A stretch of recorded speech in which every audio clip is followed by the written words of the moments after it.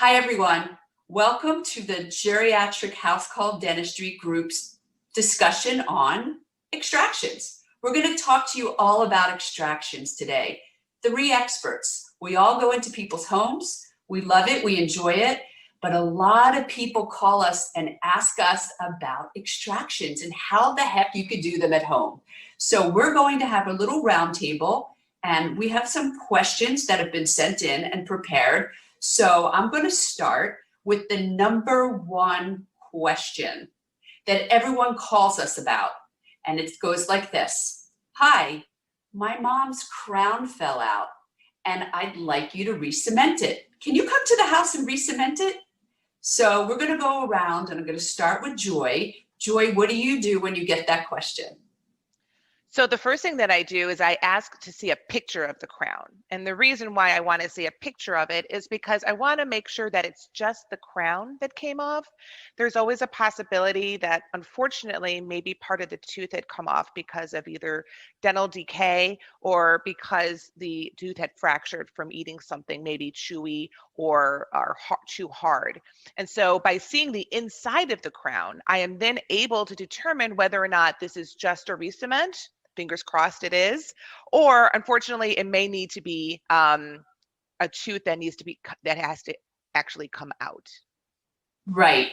So we'll go from there. So if we get the picture and we see that the tooth is actually in the crown, and that when they take a picture of the mouth, you see that there's nothing there to re-cement, we then tell them on the phone so that we don't have to disappoint them at the visit that we can't re-cement it. So we all do that as a courtesy. That's something that the three of us do. And if we have to tell them at that time the tooth needs to come out, it gives them time to let that settle. And we explain to them that the tooth must be extracted or not, right? Sometimes we just leave it alone and it depends on the age, if the tooth's been root canaled, if they're in pain or not. So that is what we do with pictures. And this actually comes from the patient with the wife has the finger in the mouth. That's not our finger. And this is actually Dr. Klein's patient. So Dr. Klein, why don't you discuss exactly what happened with this patient? So what happened there was that the entire bridge was hanging just from the one tooth that was all the way on the right side of the mouth. So we got the consent and we pulled the tooth.